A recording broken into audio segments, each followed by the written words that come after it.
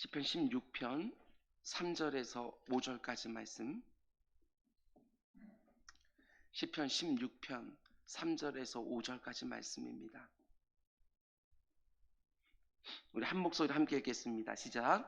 땅에 있는 성도들은 존귀한 자들이니 나의 모든 즐거움이 그들에게 있도다. 다른 신에게 예물을 드리는 자는 괴로움을 더할 것이라. 나는 그들이 드리는 피의 전제를 드리지 아니하며 내 입술로 그 이름도 부르지 아니하리로다. 여호와는 나의 산업과 나의 잔의 소득이시니 나의 분깃을 지키시나이다. 아멘. 아멘. 잠시 기도하겠습니다. 사랑해 주님, 오늘 이 자리에 있는 주의 사랑하는 백성들 가운데 속에 마음에 근심이 있는 분이 있습니까? 주님께서 그 마음 가운데 속에 주님이 나와 함께 하고 계시는 것을 분명히 믿고 주님 앞에 짐을 풀어놓는 시간 될 수 있도록 인도하여 주시옵소서. 두려움이 기도가 되게 하시고 한숨이 노래가 되는 시간 될 수 있도록 인도하여 주시옵소서. 내 육신의 눈에 보이는 것만 사로잡히지 않게 하여 주시고 내 눈에 보이진 않지만 눈을 감을 때에 보이는 그 믿음의 확실한 하나님의 소망이 가장 내 눈에 들어와 그 가운데 힘있게 살아가는 우리 모두가 될 수 있도록 인도하여 주시옵소서. 이 세상 가운데 속에 믿음으로 산다는 게 무엇인지 보여주며 살아가는 우리 모두가 될 수 있도록 인도하여 주시옵소서. 우리 성도들 가운데 속에 요즘 어려운 일을 당하는 분들이 있습니다. 주님 세밀하게 만져주시사 아버지 하나님 이 일들이 오히려 감사의 제목이 되고 간증이 되어지는 시간 되게 하여 주옵소서. 이 모든 말씀 예수님의 이름으로 기도드렸습니다. 아멘. 아멘. 여러분 반갑습니다. 잘 오셨습니다. 기정이도 반갑고 가은이도 반갑고 우리 성도님들 한 분 한 분 너무나도 반갑습니다. 지난 7월과 8월에서 8주째 지금 온 여름 동안에 특별 새벽 예배를 계속해서 드리고 있습니다.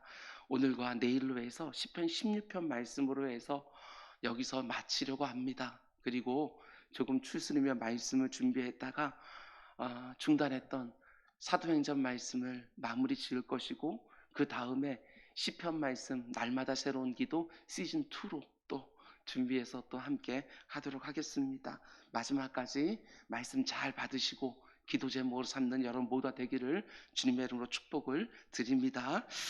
오늘이 2021년 은주학교의 6차 온라인 특세 29번째 시간으로 오늘 말씀의 제목은 내 소유의 많고 적음이 나의 행불행을 좌우하지 않는다는 것을 이 세상에 보여주며 사십시오. 이런 제목으로 말씀 전하도록 하겠습니다.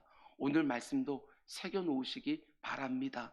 내 소유의 많고 적음이 나의 행불행을 좌우하지 않는다고 하는 것, 이것을 세상에서 보여주며 살아라. 이런 제목으로 말씀 전하도록 하겠습니다. 우리는 어제 새벽부터 시편 16편 말씀을 가지고 다윗의 황금과 같은 신앙 고백들을 함께 묵상하고 있습니다. 총 5개의 신앙 고백 가운데 2가지를 이미 보았습니다.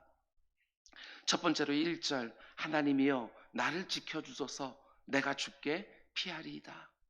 어떤 문제를 만났을 때에 하나님께 그 문제를 온전히 맡겨드리겠다고, 나는 하나님만 온전히 의지하겠다고, 그 응답의 때도 하나님께 맡겨드리겠노라고 고백하는 거, 하나님께서 너무나도 기뻐하신다는 것입니다. 그리고 두 번째로 2절 내가 여호와께 아뢰되 주는 나의 주님이시오니 주밖에는 나의 복이 없다 하였나이다. 오직 하나님만이 내 인생의 주인 되시고 나는 그 하나님의 종이라는 고백, 내가 자유자로 사는 것보다 그 선하신 주인 되시는 하나님의 종으로 사는 것이 나는 너무나도 만족스럽다고, 나의 기쁨이라고 나의 영광이라고 고백하는 거 하나님께서 너무나도 기뻐하신다는 것이지요. 오늘은 계속해서 나머지 3개의 황금과 같은 고백들을 함께 묵상하려고 합니다. 하나님은 이렇게 고난 중에 있을 때에 내 입술에서 어떤 고백이 나오는 것을 기뻐하시는가. 먼저 첫 번째로 고난 중에서 성도들이 드리는 황금과 같은 신앙 고백은 또 뭐냐? 3절 말씀입니다. 땅에 있는 성도들은 존귀한 자들이니 나의 모든 즐거움이 그들에게 있도다. 참 귀한 말씀입니다. 하나님께서 이런 신앙 고백을 좋아한다는 것이지요. 상황은 너무나도 힘들지만 내 곁에 있는 다른 성도들을 보면서 하나님께 드리는 감사. 하나님께서는 이걸 너무나도 기뻐하신다는 것이지요. 지금 이 시편을 쓰고 있는 다윗은 앞에 있는 2절에서 하나님이 나의 주인 되신다는 것이 내게 너무나 큰 복입니다, 이렇게 고백했습니다. 근데 곧바로 이어지는 3절에서는 또 이렇게 고백하는 것이지요. 이 땅에 있는 성도들이 나의 모든 즐거움입니다, 이렇게 고백합니다. 특별히 여기 보면 이 땅에 있는 성도들을 가리켜서 존귀한 자들이다, 이렇게 고백을 합니다. 근데 왜 다윗의 눈에 이 땅에 있는 성도들이 그렇게 존귀하게 보였을까? 성도라는 말은 거룩한 성, 물이 도해서 거룩한 사람들, 이런 뜻이고, 영어 성경으로 보더라도 saint 이렇게 되어 있습니다. 그러나 성도는 이름만 존귀한 것이 아니라 교리적으로 존귀하다고 말만 하는 것이 아니라 한 성도의 눈에 다른 성도들이 실제로 귀하게 보이는 것입니다. 근데 왜 귀하게 보일까? 몇 가지 이유들이 있습니다. 그 중에 하나는 내가 성도로서 중요하다고 생각하는 것을 다른 성도들도 중요하게 생각을 하기 때문에 그렇습니다. 물론 그 정도의 차이는 분명히 있습니다. 내 안에 이런저런 우선순위가 있는데 다른 성도들 안에도 비슷한 우선순위가 있는 것입니다. 뜻이 맞는 것이지요. 뭐가 더 중요하고 뭐가 덜 중요한지, 덜 중요한지. 그래서 성도가 다른 성도들을 볼 때 존귀하게 보이는 것이지요. 이런 점도 있습니다. 어떤 성도들에게는 풍성하게 드러나기도 하고 또 어떤 성도들에게는 그저 흔적만 있기도 하지만 모든 성도들에게는 하나님의 성품이 묻어 있습니다. 성도이기 때문에 하나님의 성품이 묻어 있는 것이지요. 내가 그렇게 귀하게 여기는 하나님의 성품이 다른 성도들 안에도 묻어 있습니다. 그러니 그 성도들이 얼마나 귀하게 보이겠습니까? 그런가 하면 모든 성도들은 다 성화의 과정 중에 있지 않습니까? 완성은 되지 않아서 좀 부족한 것들, 모자라는 것들 참 많이 있지만 그러나 성화의 흔적들이 있습니다. 다른 말로 하면 내 사랑하는 주님이 나에게 그러시는 것처럼 그 성도들을 만져주신 흔적들이 있는 거예요. 전과 지금이 그래도 다릅니다. 그래도 다르지요. 주님의 흔적들이 보이는 거예요. 그런데 어떻게 내가 주님의 흔적이 보이는 그 성도를 존귀하게 보지 않겠습니까? 거기에다가 내가 이 세상 살아가는 동안 성도들만큼 나와 말이 통하는 사람들이 없습니다. 아무리 친한 친구라 할지라도 영적인 문제, 신앙적인 문제를 함께 나눌 수가 없는 것이지요. 자녀 키우는 문제, 그리고 가정의 재정적인 문제, 그 내밀한 것까지도 배우자와 다 나누지만 그러나 함께 신앙생활을 하고 있지 않으면 말씀을 가지고 서로 나눈다는 게 뭔지를 잘 알 수가 없습니다. 그게 너무나도 아쉬운 것이지요. 그런데 정말 제대로 믿는 성도 하나를 어디선가 만나면 내 마음이 너무나도 기쁩니다. 정말 신실한 성도 하나를 만나면 말이 통합니다. 막혔던 것이 뚫리는 것 같은, 서로 하나님 얘기하고 있으면, 서로 받은 은혜 얘기하고 있으면, 간증하고 있으면 그 가운데 속에 위로도 되기도 하고 소망도 생기기도 하지요. 너무나도 감사한 사람들 아닙니까? 지금 이런 상황입니다. 이 시편을 쓰고 있는 다윗이 이런저런 심각한 문제를 만나서 너무나 힘들고 고통스러운데 내 곁을 보니까 하나님이 내게 붙여주신 다른 성도들이 보이는 것입니다. 나와 똑같이 하나님을 주인으로 삼아서 살아가고 있는 또 다른 성도들이 눈에 들어오기 시작하는 것이지요. 그들을 보면서 너무나 행복해하며 하나님께 고백합니다. 땅에 있는 성도는 존귀한 자니 나의 모든 즐거움이 그들에게 있도다. 우리가 감사해야 될 제목들이 참 많이 있지만 나와 함께 신앙생활을 하고 있는 누군가를 놓고 여러분 감사를 드려본 적이 있습니까?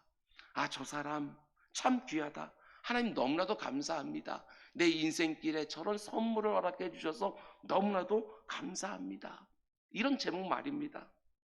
이 말씀 앞에서 점검해 보셔야 합니다. 나는 다른 성도들을 정말 존귀하게 여기고 있는가라는 것이지요. 아무리 이 세상의 기준으로 약해 보이는 성도라 할지라도, 아무리 내 기질과 맞지 않는 성도라 할지라도, 내 곁에 있는 성도들은 하나님이 내게 허락해 주신 너무나도 귀한 선물들이지요. 하나님이 성도 한 사람 한 사람을 얼마나 귀히 보시는지 우리는 알고 있지 않습니까? 하나님이 귀히 보시는 성도 하나하나를 내가 귀히 보지 않는다면 그것은 말이 되지 않을 것입니다. 우리 주님 분명히 말씀하셨습니다. 또 누구든지 나를 믿는 이 작은 자들 중 하나라도 실족하게 하면 차라리 연자 맷돌이 그 목에 매어 바다에 던져지는 것이 나으리라. 아무리 작은 자라 할지라도 주님이 얼마나 귀하게 여기시면 이렇게까지 말씀하실까? 누가복음 15장 말씀 보면 내 눈에 그 사람이 어떻게 보인다 할지라도 성도 하나가 회개하고 주께로 돌아오면 하나님은 춤추신다. 내 곁에 있는 성도 하나하나를 위하여 자기 아들의 생명까지 내어주신 하나님이십니다. 여러분, 내 곁에 있는 성도들을 이 세상과 똑같은 눈으로 바라보시면 절대로 안 됩니다.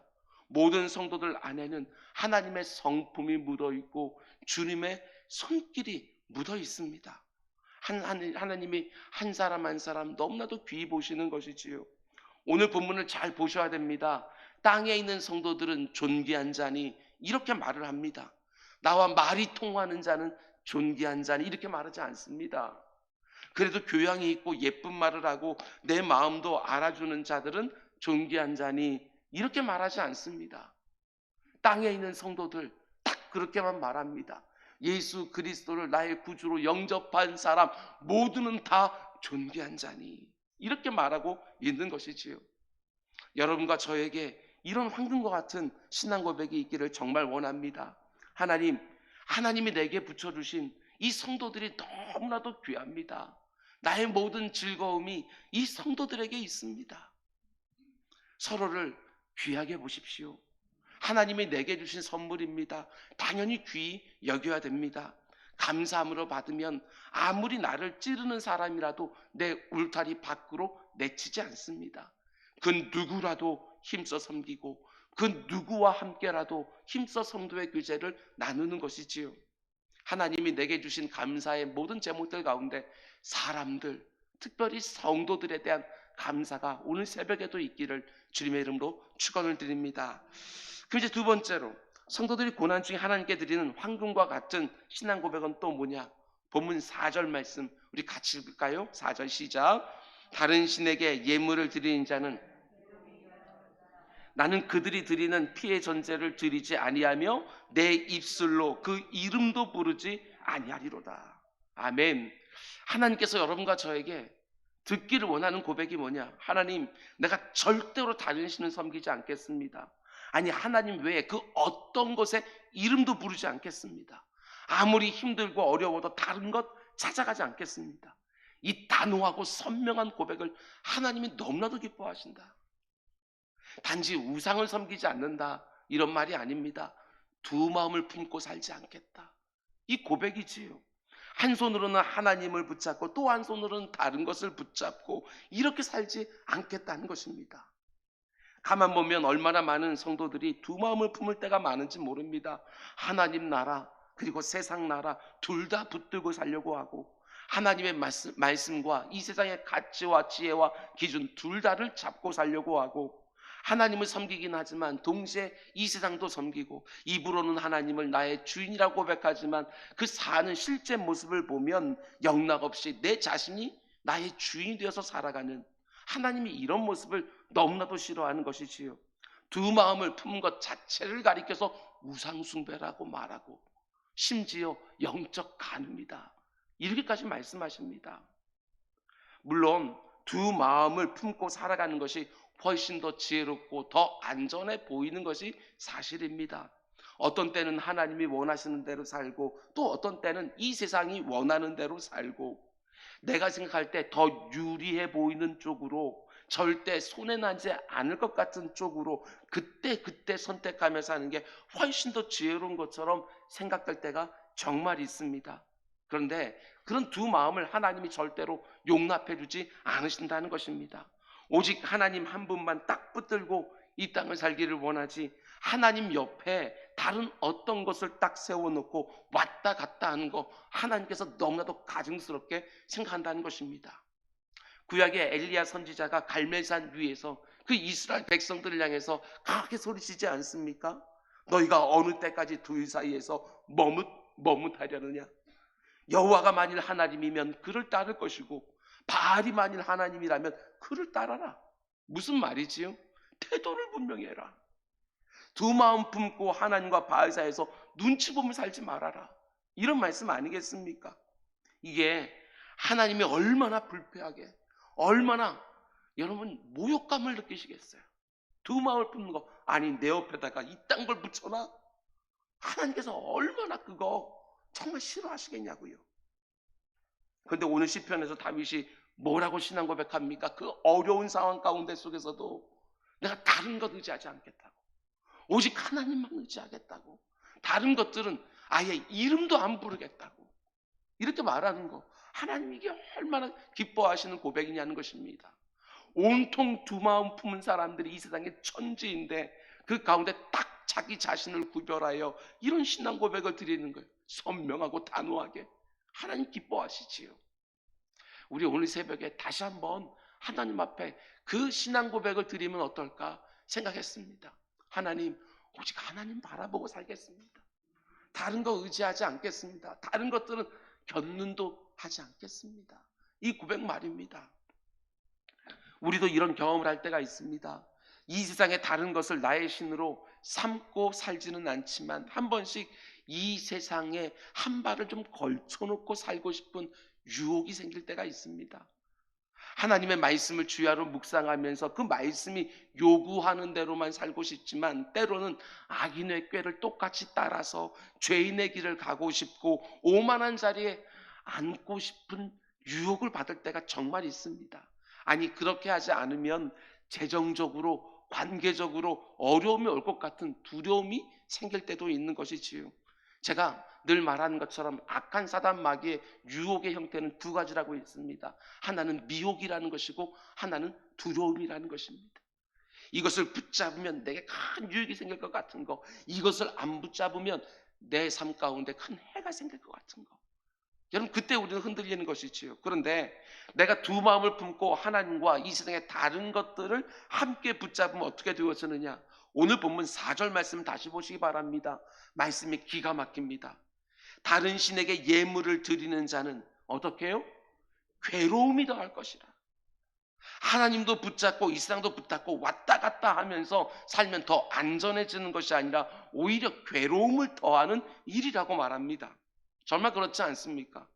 교회에 와서는 이렇게 하고 세상에 나가서는 저렇게 하면 정말 괴로움이 끊이질 않습니다. 어느 곳에서도 마음 가운데 평안함과 자유함이 없습니다.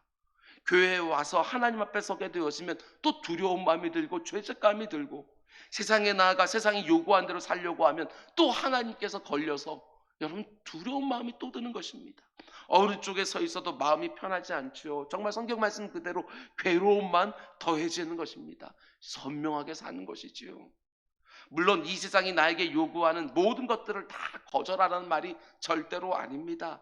하나님의 일반 은총 가운데 이 세상 가운데 속에서도 우리 성도들에게 유익한 것들이 얼마나 많은지 모릅니다. 그리고 어떤 것들은 하나님이 내게 허락해 주기도 하십니다. 그러나 정말 어떤 것들은 이 세상에 아무리 수백 번 수천 번 내게 요구한다 할지라도, 내가 아무리 심각한 대가를 치른다 할지라도 정말 단호하게 NO 라고 거절해야 되는 것들이 있지 않습니까?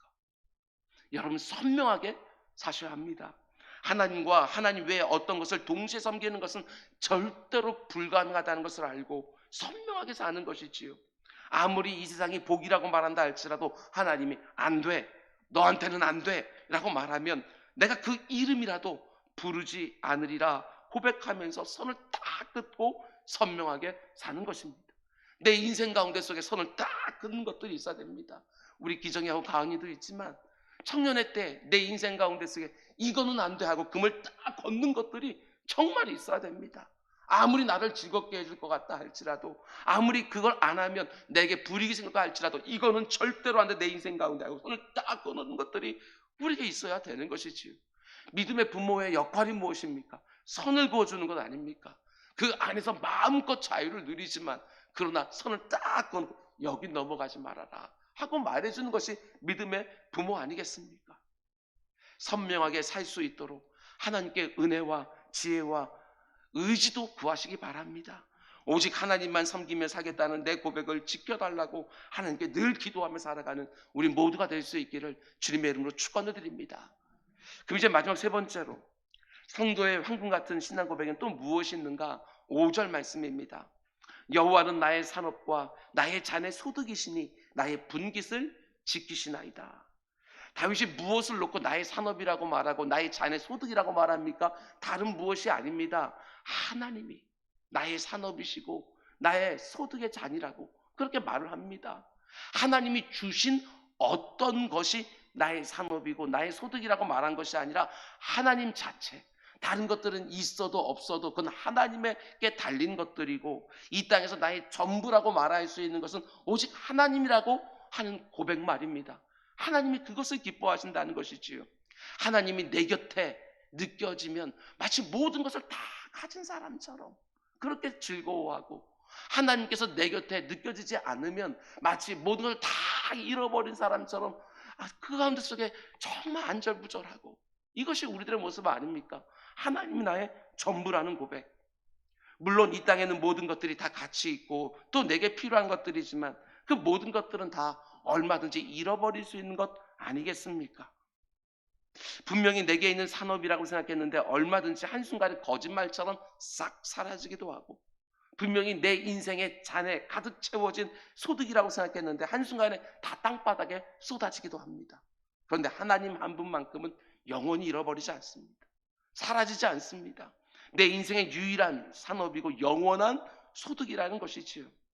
하나님이 아닌 것은 그 어떤 것도 탐내지 않고, 하나님이 주시지 않는 것은 그 어떤 것도 욕심내지 않겠다고, 아니 오직 하나님 한 분이면 나는 너무나도 행복하다고, 충분하다고 하는 고백, 하나님 너무나도 기뻐하시지요.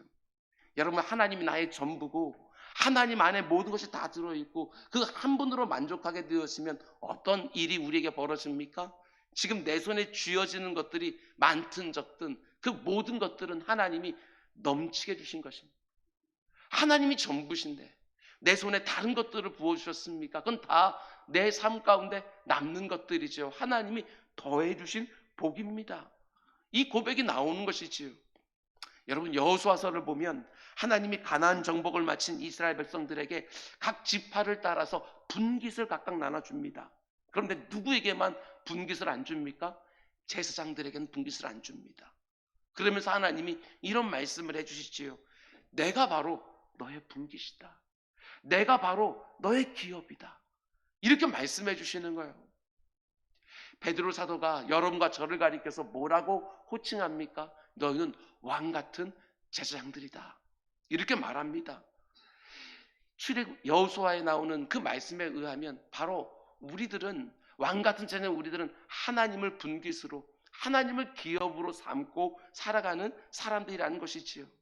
내 손에 그런데 더 붙여준 것이 있습니까? 그것을 나의 기업인 것처럼 생각하지 마십시오. 그것을 나의 산업이라고 생각하지 마시고 그것은 하나님 나라를 위하여, 내 옆에 있는 이웃들을 위하여 잘 사용하라고 사명의 도구로 주셨다는 사실들을 분명히 알고 살아가는 것이지요.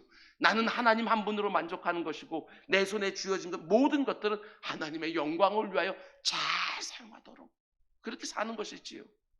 지금 내 손에 쥐어지는 것에 내 감사와 기쁨이 전부 달려있는 것처럼 생각하면 절대로 안 됩니다.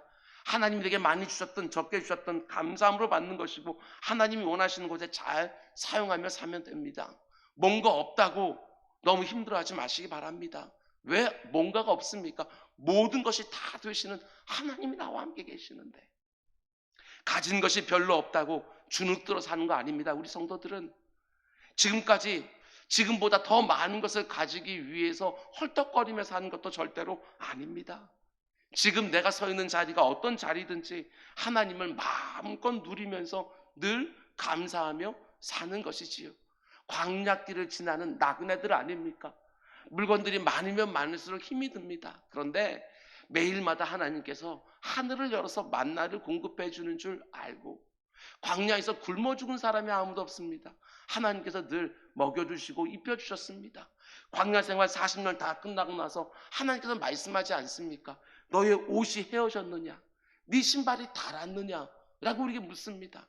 하나님께서는 우리의 필요를 늘 공급해 주십니다. 오직 하나님이 내 소유가 되시고 내 분깃이 되신다는 사실 하나를 딱 붙들고 내 인생의 행불행이 내 소유에 많고 적은 것이 매 달린 것이 아니라 오직 하나님께만 달려있다는 것, 그걸 이 세상 가운데 속에 온전히 보여주며 살아가는 우리 모두가 될 수 있기를 주님의 이름으로 축원드립니다. 기도하겠습니다.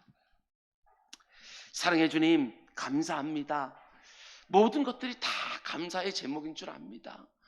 감사함을 받으면 버릴 것 하나 없다고, 내 삶 가운데 불필요한 것이 없다고, 내 인생 가운데 속에 아버지 그 아픔도 그 슬픔도 모든 것들이 다 합력하여 선을 이룬다고, 나를 찌르고 있는 내 몸에 가시 박힌 그 가시 역시도 내게 너무나도 소중하다고 하나님께 고백하며 살아가는 우리 모두가 될 수 있도록 인도하여 주시옵소서.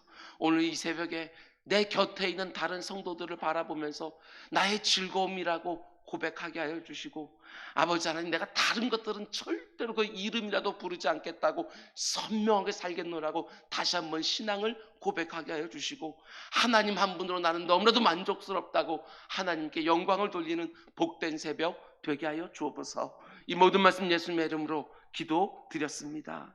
아멘.